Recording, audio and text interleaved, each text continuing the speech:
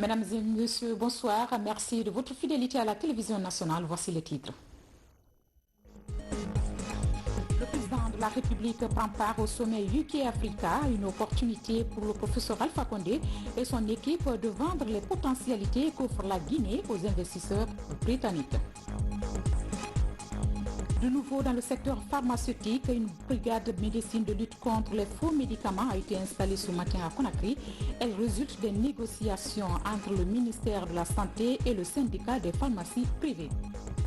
Élection législative, la haute autorité de la communication a procédé également ce matin au tirage au sort en vue de déterminer l'ordre de passage des partis politiques dans le journal de campagne des médias publics.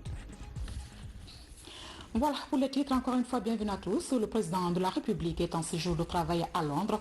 Professeur Alpha Condé a pris part ce matin au premier sommet UK-Africa sur les investissements.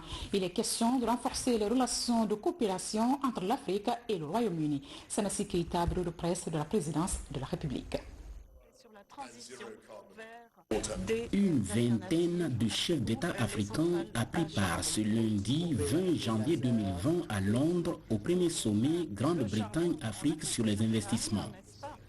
Nombreux sont les chefs d'entreprise britanniques et africains qui ont rehaussé de leur présence ces assises de la capitale du Royaume-Uni.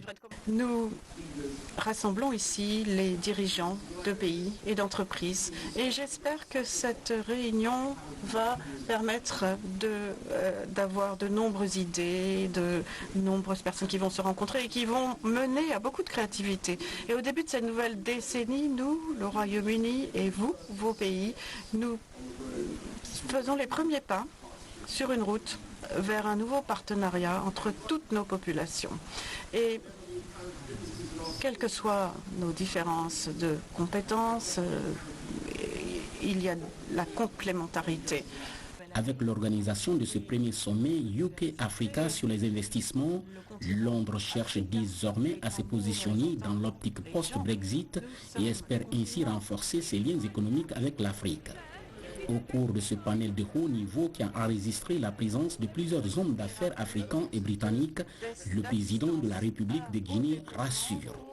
Pour nous, il était extrêmement important d'améliorer les infrastructures, chemins de fer, ports et routes. Deuxièmement, la stabilité macroéconomique. Et surtout, nous avons créé, grâce à la coopération avec le président Kagame depuis 2011, nous avons créé l'Agence pour les investissements privés et le Conseil présidentiel et pour faciliter la coopération avec les entreprises privées et les plateformes. Ensuite, nous avons connu pendant 2 ans une croissance à 2 chiffres et en moyenne nous avons une croissance entre 6 et 8%. Donc pour tirer le maximum d'avantages de libre-échange, nous créons la chaîne de valeur, c'est-à-dire la transformation de toutes les matières premières chez nous, c'est-à-dire la chaîne de valeur, par exemple, si on prend l'agriculture, c'est cultiver, transformer et transporter. La même chose pour les mines, par exemple, la bauxite transformée en alumine et en aluminium, et aussi utiliser de nouvelles technologies pour améliorer, par exemple, on a créé le guichet unique du commerce, et utiliser les nouvelles technologies pour mieux améliorer le fonctionnement de notre administration et casser la bureaucratie. Mais surtout créer un environnement favorable pour les investisseurs privés. Cela suppose donc qu'on ait des routes, qu'on ait l'énergie. Nous avons multiplié notre production d'énergie par 10. On était à 100 quand nous sommes arrivés. Aujourd'hui, on est à 1000 grâce à l'énergie mixte. Parce que notre objectif, évidemment, c'est l'énergie renouvelable. Donc, nous avons l'ARI que je préside. Donc aujourd'hui, nous développons l'énergie hydraulique et l'énergie solaire. Dans la même dynamique, le président Alpha Condé précise. La priorité numéro 1 chez nous, c'est les infrastructures. Parce que nous avons fait beaucoup de progrès dans les autres secteurs. Nous avons créé un cadre de discussion entre les partenaires, entre le gouvernement et les privés. Nous avons dans la salle celui qui est chargé de l'agence pour les investissements privés. Nous avons un ministre chargé d'investissement privé, nous avons le conseil présidentiel. Mais évidemment, il faut que nous avons aujourd'hui suffisamment d'hôtels. Ici, quand il est venu en 2011, quand ils sont venus, on n'avait pas beaucoup d'hôtels.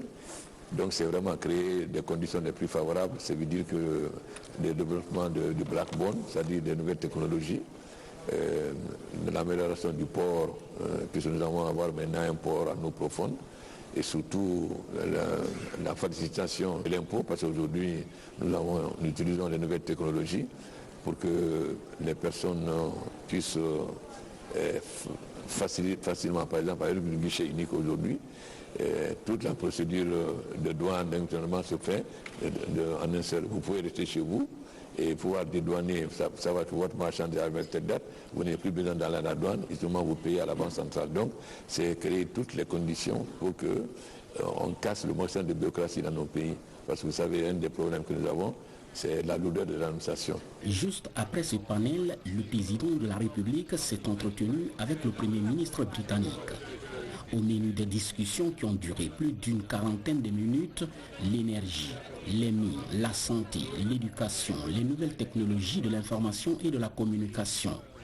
Professeur Alpha Condé et Boris Johnson ont promis de faire en sorte que les relations de coopération entre Londres et Conakry soient un modèle de développement bâti sur le respect mutuel, au profit surtout des peuples britanniques et guinéens. Dans une ambiance festive, le chef de l'État s'est dirigé enfin vers le stand guinéen. Plusieurs hommes d'affaires du pays venus accompagner le président Alpha Condé sont ici pour vendre non seulement les atouts de la Guinée, mais également nouer de solides contacts avec les investisseurs du Royaume-Uni. Une manière d'amener Londres à s'intéresser davantage à la Guinée dans le but d'investir dans plusieurs secteurs de développement socio-économique, comme les mines et l'énergie. Retour en Guinée avec cette bonne nouvelle pour les populations de Kankan-Nabaya. Bientôt, la ville va bénéficier d'une turbine de 20 MW pour améliorer les conditions de vie des bénéficiaires. Une initiative qui répond à l'une des promesses du président de la République faites aux populations de cette ville. Nabi Kamara. Dans les jours ou mois à venir, la commune urbaine de Kankan sera dotée d'une turbine à gaz de 20 MW pour améliorer la qualité de vie dans ces chefs-lieux de la région du même nom. C'est le président de la République, professeur Alpha Condé, qui tient à honorer sa promesse vis-à-vis des populations de cette ville lors de son dernier passage. La délégation marocaine venue pour voir les modalités d'installation de cette turbine et la formation des techniciens chargés de son entretien a été reçue ce matin par le ministre de l'Énergie en présence de la ministre de la Coopération internationale.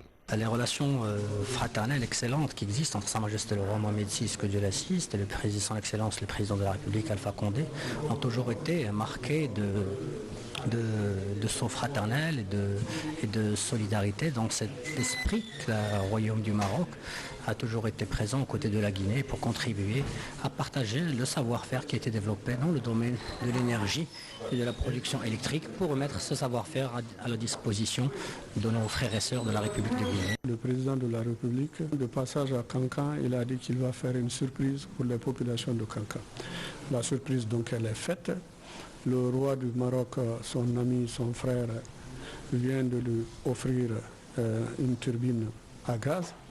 Et donc la coopération est arrivée pour voir les modalités de transfert de cette turbine en Guinée, particulièrement dans la ville de Kankan. Une turbine de 20 MW aujourd'hui à Kankan, c'est le problème d'électricité de cette ville-là qui est résolu à long terme, en attendant l'arrivée des barrages, des lignes d'interconnexion, etc. Ces gestes du président de la République viendra ainsi confirmer sa volonté de fournir de l'énergie propre à toutes les populations guinéennes. Puisque nous parlons du Maroc, l'axe de coopération au Royaume du Maroc, République de Guinée se renforce. Il existe désormais une représentation diplomatique guinéenne dans le Royaume chérifien. L'édifice vient d'être inauguré par le ministre des Affaires étrangères des deux nations. Suleiman Kamara signe ce reportage. C'est officiel, la Guinée ouvre un consulat général à Dakhla, une région du sud du Royaume du Maroc. Une initiative présidentielle qui vise à intensifier la coopération bilatérale entre la Guinée et le Maroc, deux pays dont les relations reposent sur de solides fondements historiques. Cette ouverture de consulat général ici, un acte souverain de la Guinée qui traduit et qui concrétise une fois encore les positions prises et exprimées par la Guinée non seulement au sein des Nations Unies et de l'Union africaine, mais aussi dans d'autres forats internationaux. Position qui tend à réaffirmer la souveraineté et l'intégrité territoriale du Royaume du Maroc. L'ouverture de ce consulat général permettra d'interagir avec la communauté guinéenne de Dakhla, de développer les relations économiques et commerciales et d'appuyer la présence des étudiants guinéens dans la région. La Guinée a toujours été aux côtés du Maroc dans toutes ses actions diplomatiques au sein de l'Union africaine et l'ONU. Et l'ouverture aujourd'hui d'un consulat général de la Guinée à Dakhla s'inscrit dans la ligne de ses positions constantes et reflète une spécificité particulière dans les relations bilatérales historiques distinguées.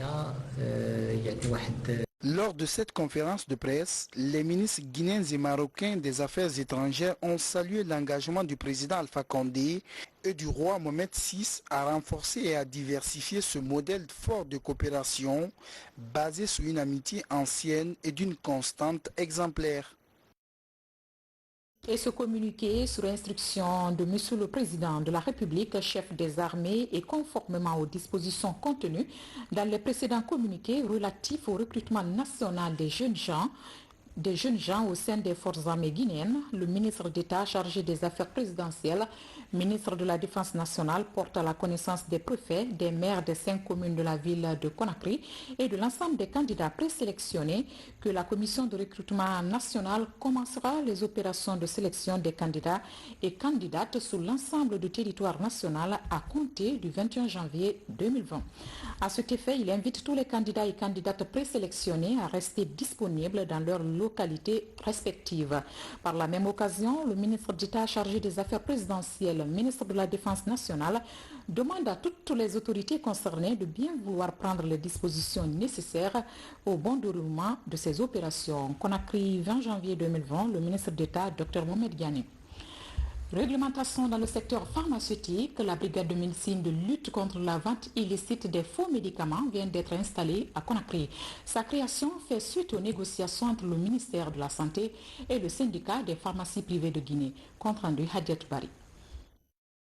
À l'issue d'un consensus obtenu tard la nuit, le préavis de grève du syndicat des pharmaciens et officines privées de Guinée a été suspendu. Et ce matin, c'est la mise en œuvre de l'un des points de revendication. L'installation officielle de la brigade Médicrime pour la lutte contre la contrefaçon et le marché illicite des produits de santé. Un engagement pour davantage assainir le secteur pharmaceutique. Nous qui sommes témoins de cet événement, franchement, je crois que c'est avec la joie que nous acceptons que notre pays rentre dans la modernité et que désormais les unités diplomatiques qui sont installées dans notre pays n'est plus dans leur valise diplomatique des médicaments, mais désormais ils trouveront tout ce dont ils ont besoin, pourquoi pas ici. Je veux que cette brigade devienne même une école sous-régionale, pourquoi pas?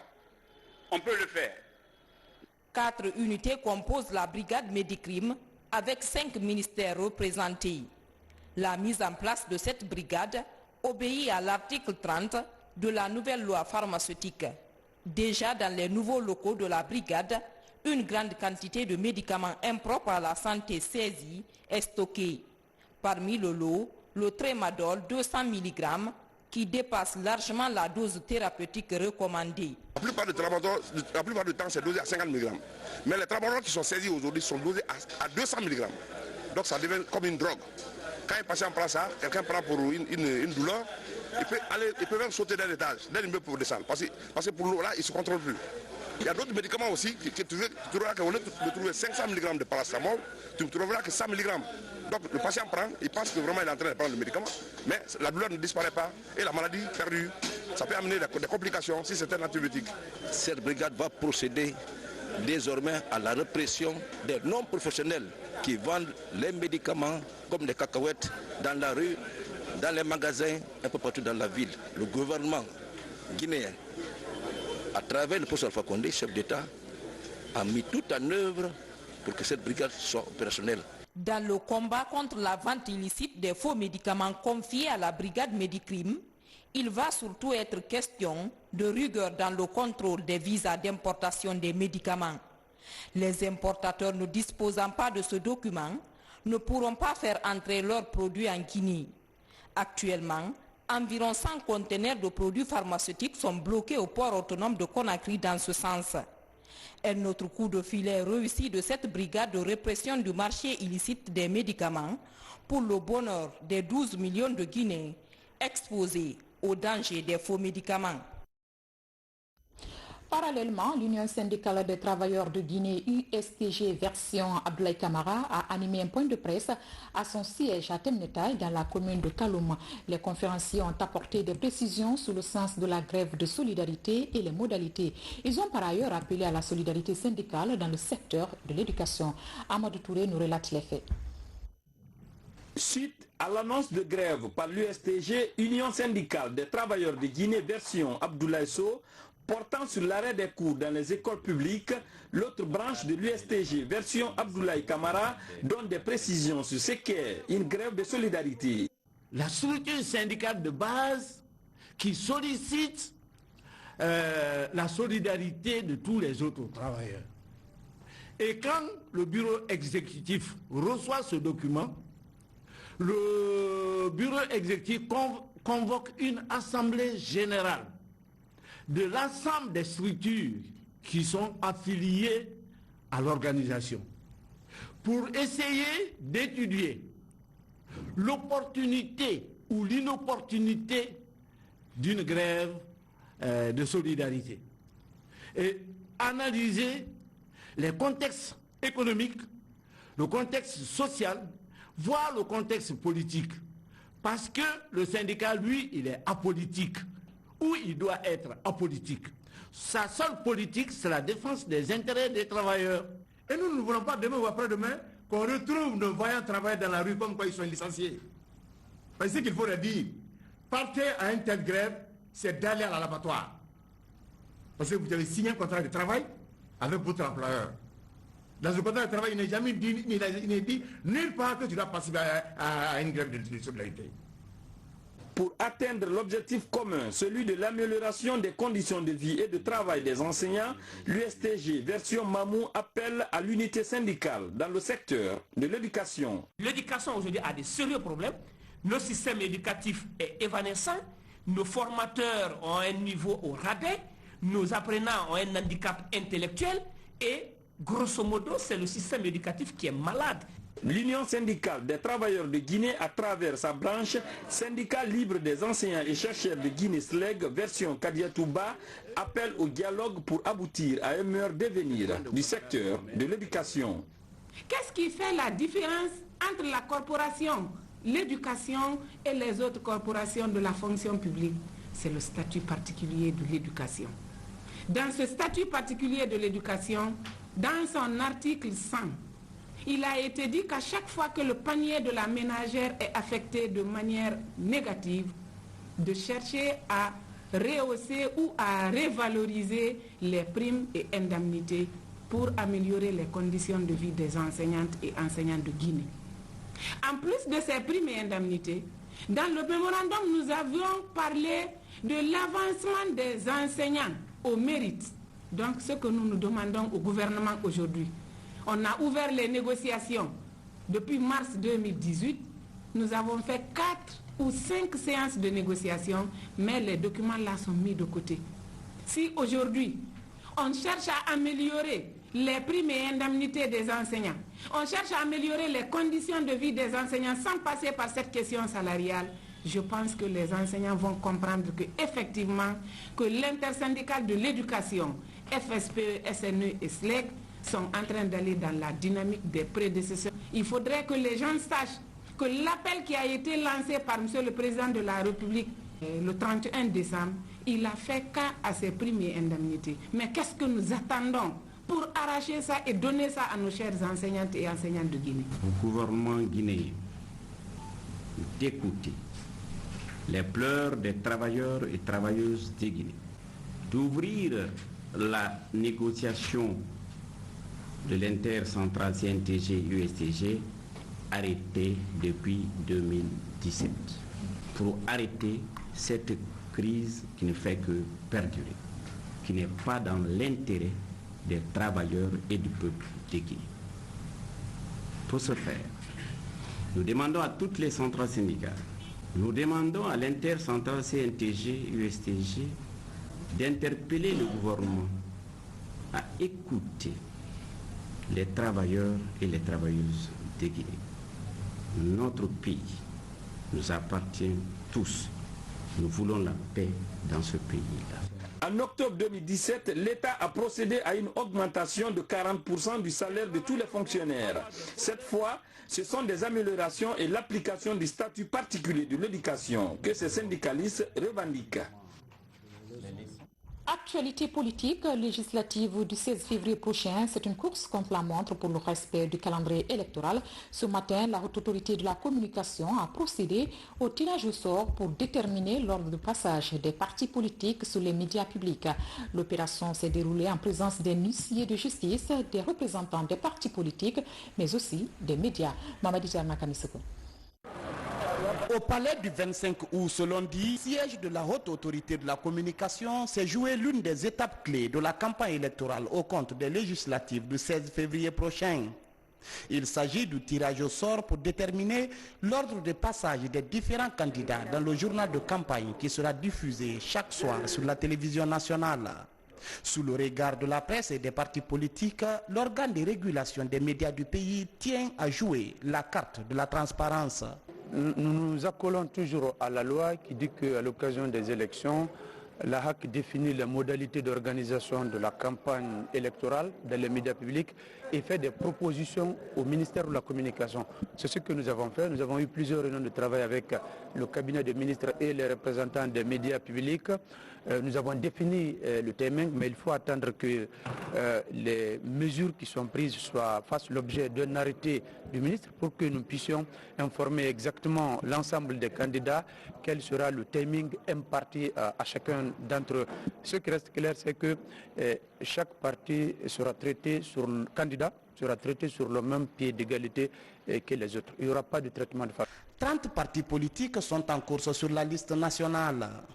Pour la candidature à l'uninominale, les partis politiques engagés à l'intérieur du pays se contenteront de la radio rurale pour faire passer leur message. Le plan de communication semble satisfaire toutes les parties. On va venir à la télévision, on va venir devant les médias, parler de nos programmes ou bien nos programmes politiques. On va parler aux Guinéens. Les Guinéens maintenant sauront faire leur choix, comprendre quel est le parti qui fait des meilleures propositions. C'est d'abord de remercier la HAC pour nous avoir orientés, parce que, à ce que je sache, nous qui sommes les candidats à l'uninominal, nous n'aurons pas à trop nous battre par rapport à la télé nationale, mais il faut vraiment nous focaliser les interventions au niveau des radios rurales. Donc ça c'est important pour moi, et je pense bien que les radios privées également seront de la partie. Nous allons beaucoup plus nous rabattre sur les radios rurales et les radios privées pour pouvoir faire véhiculer nos messages. Très sollicitée en cette période de campagne électorale, la radiodiffusion télévision guinéenne compte jouer sa partition. En tant que télévision nationale, lorsqu'on parle de 30 listes de partis au niveau national, nous nous disons qu'il faut essayer de composer au moins 30 équipes pour suivre ces politiciens qui font leur campagne. Mais aussi, il faut couvrir même ceux qui sont à l'uninominal dans les 5 communes de Conakry. Vous voyez déjà que ça fait toute une armada en personnel, caméraman, journalistes, mais aussi en matériel. Des caméras et puis aussi le montage, en tout cas en équipement de collecte, de traitement et de diffusion de l'information. Ce tirage au sort sera suivi de l'affectation des équipes de la RTG aux partis politiques et la détermination du temps consacré aux candidats. Deux opérations qui semblent accuser du retard aujourd'hui, quelques jours après le lancement officiel de la campagne électorale. Pendant ce temps, le projet de nouvelle constitution est soumis aux étudiants et enseignants de l'université de Kindia afin de vulgariser son contenu. L'échange était fructueux avec des apprenants. Bernard Twangino nous en dit plus. L'université de Kindia, étudiants et enseignants mobilisés pour prendre part au débat sur l'avant-projet de nouvelle constitution. La rencontre est animée par le collectif des enseignants pour la participation au débat national. Objectif: vulgariser le contenu du projet de nouveau texte de loi pour la Guinée. Un exposé qui a permis à l'auditoire de cerner les innovations constitutionnelles en projet. En tant qu'étudiante, jusqu'à présent, je n'avais pas les idées sur la nouvelle constitution et ils ont eu à nous sensibiliser de comment, en tant qu'étudiante, comment en tant que citoyen, un bon cadre doit se comporter vis-à-vis de son pays. C'est une démarche à encourager, d'ailleurs partout en Guinée, parce qu'en fait, les jeunes que nous formons, ce sont ceux-là qui doivent diriger le pays, qu'on le veuille ou pas. Donc la Guinée, c'est notre patrie. Nous ne pouvons ni la vendre, ni la confier à quelqu'un, encore moins la donner à quelqu'un. Donc si nous devons faire la paix, ce sont d'abord ces jeunes qui doivent prendre conscience qu'ils ont tout intérêt à sauvegarder la paix et à agir dans le sens encore de renforcer cette paix. Autre question abordée au cours de cet exposé, la préservation de la paix, notamment en cette période électorale. Les étudiants sont invités à être des acteurs de paix et surtout des promoteurs d'un débat politique apaisé. J'ai une très bonne impression sur cette démarche, dans la mesure où la jeunesse en Guinée et d'ailleurs en Afrique déjà constitue la majorité de notre population. Le milieu universitaire, c'est un milieu libre, intellectuel, où les gens apprennent à confronter les idées, mais pas à confronter les corps. Prochaine étape de la tournée, l'Institut supérieur agronomique et vétérinaire de Farana. Avec le même thème, débattre du contenu de l'avant-projet constitutionnel pour permettre aux étudiants et universitaires de s'approprier le contenu du texte proposé avant le référendum. Retour dans la savane où le Premier ministre vient d'effectuer une mission de travail, mission qu'il a conduite dans le district de Kouroukoro où Dr Ibrahima Kassory Fofana a transmis le message du président de la République axé sur la paix, la cohésion sociale et l'esprit citoyen. Hadi Kamara, bureau de presse de la primature. La population de Kouroukoro, dans la préfecture de Dabola, a réservé un accueil somptueux au Premier ministre chef du gouvernement, Dr Ibrahima Kassory Fofana, en compagnie d'une forte délégation. Occasion pour les ressortissants résidents de la localité de réaffirmer leur adhésion totale aux idées de paix et de progrès du chef de l'État, professeur Alpha Condé, qui a ouvert des chantiers en vue de soulager les populations guinéennes en termes d'accès aux infrastructures modernes, à l'eau potable, à l'éducation de qualité et à l'électricité. Très ému, le Premier ministre Dr Ibrahima Kassory Fofana a exhorté cette population au travail et à l'unité nationale dans un esprit citoyen et civique. Vive le champion Alpha Condé! Notre champion, il est de cœur avec vous. La mission qui s'est assignée pour le développement de la Guinée, il est là-dessus.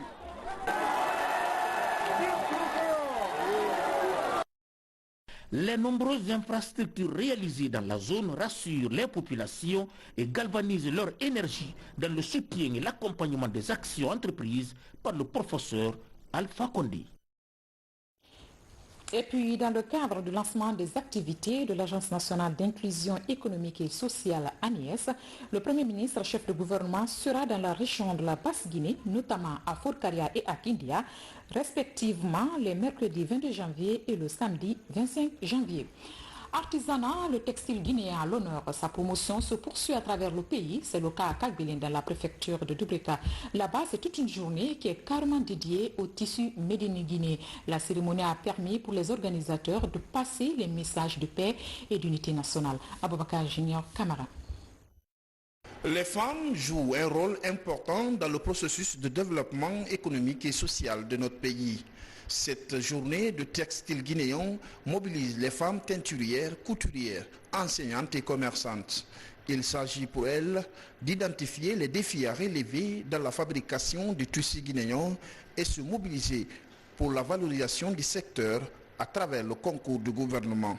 La journée que nous célébrons aujourd'hui représente aux yeux des femmes guinéennes et surtout à celles des nations éprises de paix, de justice sociale, un symbole fort du courage, de l'abnégation, voire du sacrifice consenti par les femmes pour l'avènement d'un monde libéré de toute forme de discrimination, de violence, d'injustice basée sur le genre.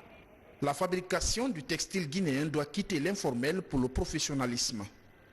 Une filière de formation existe déjà dans certaines institutions d'enseignement professionnel. L'objectif est de créer une couche féminine financièrement autonome. Beaucoup de projets dans ce sens, parce qu'il y a des filles qui commencent à faire des groupements au niveau de mon école. Elles sont très nombreuses aujourd'hui dans nos établissements. On est en train de faire des projets pour la saponification et pour la teinture.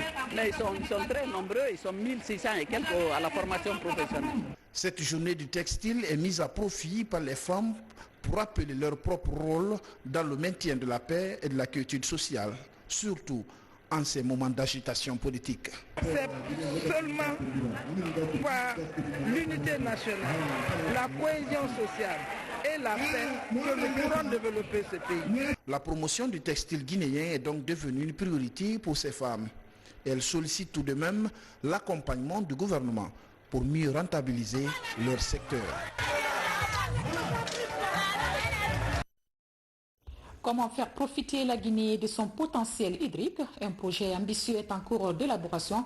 Il s'agit de la promotion de l'économie bleue. Il devra intégrer toutes les opportunités offertes par la mer et les cours d'eau. Une fois valorisées, ces opportunités pourraient créer des dizaines d'emplois durables à Conakry et environ. Explication Mohamed Alpha Baldi. Le concept est nouveau et fait ses premiers pas en Guinée. Avec plus de 300 km de façade maritime et 1161 cours d'eau, la Guinée tente de valoriser davantage son potentiel hydrique à travers la promotion de l'économie bleue qui pourrait contribuer au renforcement et à la diversification de son économie. Une pré-stratégie permettant au pays de jouir pleinement de son or bleu est en cours d'élaboration à Conakry. Et cela concerne tout ce qui touche à l'eau, donc les océans, les rivières, toutes les activités économiques qui peuvent se faire autour. Et dans ce cadre aussi, avec l'appui du PNUD, il y a l'élaboration d'une stratégie nationale, enfin le début d'élaboration d'une stratégie nationale de l'économie bleue. Et cela concerne plusieurs secteurs d'activité. Ce n'est pas seulement la pêche ou l'économie maritime, mais c'est aussi le tourisme, c'est l'habitat, c'est le transport, les îles de l'Os, qui est un patrimoine important. Beaucoup de gens ne le savent pas, mais les coordonnées de l'île au trésor, c'est ici, au large de Conakry. Et si on prend les coordonnées, c'est l'île de Roum. Et ça, c'est quelque chose que l'on peut développer. On peut faire tout un concept et qui peut attirer des investisseurs et attirer des visiteurs et créer de l'emploi, tout en préservant notre environnement. Le projet mobilise le gouvernement et ses partenaires techniques et financiers comme le PNUD. Dans les prochains mois, une stratégie durable et des projets bancables de promotion d'une économie bleue inclusive seront mis sur pied. Transformer Conakry à l'horizon 2040, ce sont des très gros investissements. Renforcer les pôles de croissance et de compétitivité autour de la capitale. Et puis dans les espaces régionaux, c'est une ambition extraordinaire. Nous sommes convaincus, nous le PNUD et le système des Nations Unies plus largement, qu'en accompagnant le gouvernement et tous les acteurs qui concourent à cette vision d'émergence de la Guinée, il y a un potentiel, il y a de l'emploi, il y a une transformation des modes de production, de consommation, de vie, de grandes chances de connaître une transformation comme on l'a connue dans certaines grandes capitales. La viabilisation de ce projet novateur est une source d'espoir pour une diversification durable de l'économie guinéenne. Il devra toucher le Grand Conakry qui intègre des zones comme Dubreka et Kindia, ce qui permettra à coup sûr de limiter la ruée vers Conakry qui, si rien n'est fait, pourrait se retrouver avec plus de 6 millions de personnes dans les prochaines années. Ce soir, l'actualité internationale nous conduit d'abord au Liban où les citoyens sont en proie avec le pouvoir pour la nomination d'un Premier ministre. Ensuite, en Libye où on parle d'embargo sur les armes étrangères. Enfin, en Chine, l'on signale un 3e cas de décès dû à l'épidémie qui touche les grandes villes de ce pays. Commentaire signé Daouda Tabansela.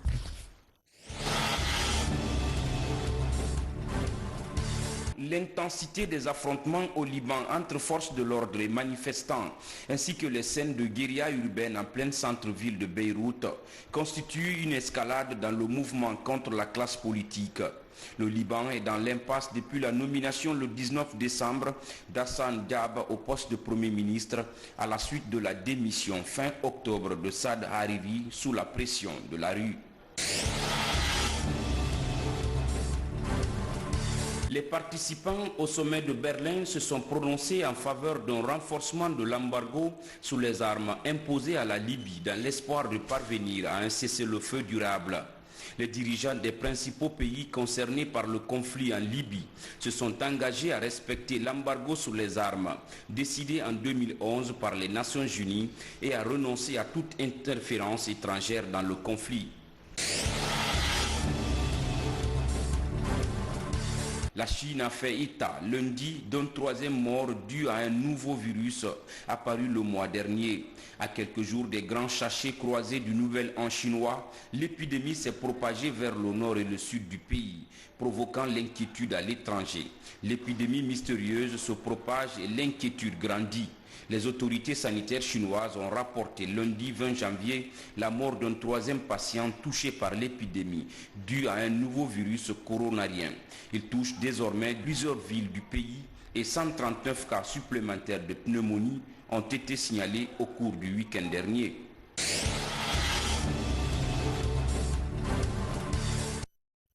Mesdames et messieurs, nous voilà au terme de ce journal. Au nom de toute l'équipe de réalisation, nous vous disons merci, bonsoir et à demain.